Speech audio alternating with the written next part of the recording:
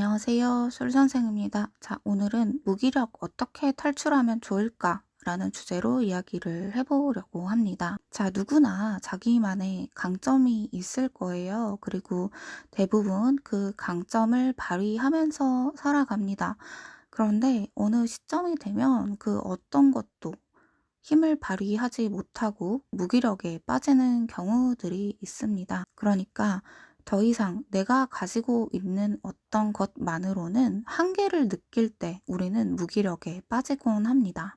자, 우리는 여기서 오늘 성장이라는 거에 대해서 다시 생각할 필요가 있는 것 같아요. 헤르만 헤세의 소설 데미아 안에 굉장히 유명한 문장이 나오죠. 새는 알 껍질을 깨고 나온다. 여기서 알 껍질이라고 하는 거는 그 새의 그 세상 자체죠. 그러니까 새가 생각하고 있던 세상 전체를 이야기할 겁니다. 그런데 그 알 껍질을 깨고 나오면서 그 새는 새로운 세상을 마주하게 되죠. 우리들 모두가 다 이 알 껍질 안에서 존재하고 있는 것은 아닐까 하고 생각합니다. 그리고 그 알 껍질을 깨고 나오려고 다들 노력 중인 것 같아요.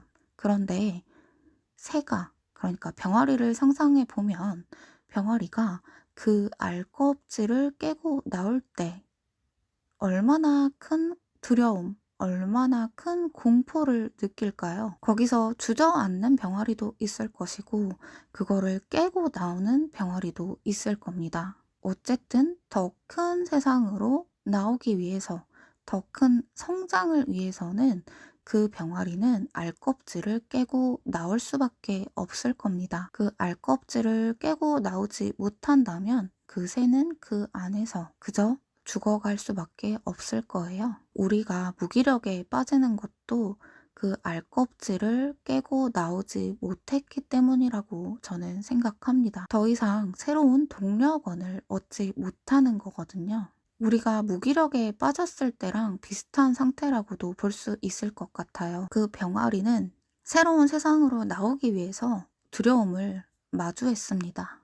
그것을 우리에게 적용해 본다면 우리는 우리가 갖고 있는 두려움을 극복해 나갈 때 새로운 세상으로 나아갈 수 있는 어떤 새로운 힘, 에너지, 동력 같은 것들을 얻을 수 있을 거라고 생각합니다. 사실 우리가 책을 읽고 공부를 하고 어떤 것들을 훈련을 하는 이유도 성장을 하기 위해서잖아요. 그리고 거기에는 틀림없이 어느 정도는 고통스러운 과정들이 수반이 되게 될 겁니다. 자, 그거를 조금 더 큰 의미에서 생각을 해보면 우리는 우리가 현재 가지고 있는 나만의 껍질을 깨고 나오기 직전이라서 이렇게 무기력에 빠져 있는 걸 수도 있습니다. 우리가 가장 두려워하는 어떤 지점들이 분명히 있을 겁니다. 그리고 대부분 그거를 피하고 싶을 거예요. 두렵기 때문에 그것이 마치 내가 하면 안 되는 행동처럼 느껴지기도 할 겁니다. 그런데 우리가 새로운 동력을 얻기 위해서는 내가 두려워하는 것들을 하나씩 해보면 어떨까 생각합니다.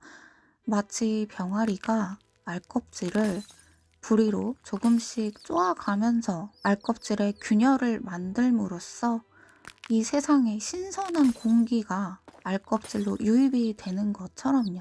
그거는 아주 작은 실천으로부터 시작된다고 생각합니다. 내가 내향인이라면 한 번의 인싸가 될 수는 없겠지만 밖에 나가서 사람한테 말 한마디씩 걸어보는 거예요. 내가 끈기가 없는 사람이라면 아주 작은 행위라도 꾸준히 한번 해보는 겁니다. 내가 도전을 두려워하는 사람이면 도전을 한번 해보시고, 안정감이 지루한 분이라면 지루하지만 안정감 있는 생활을 한번 유지해보시는 거예요.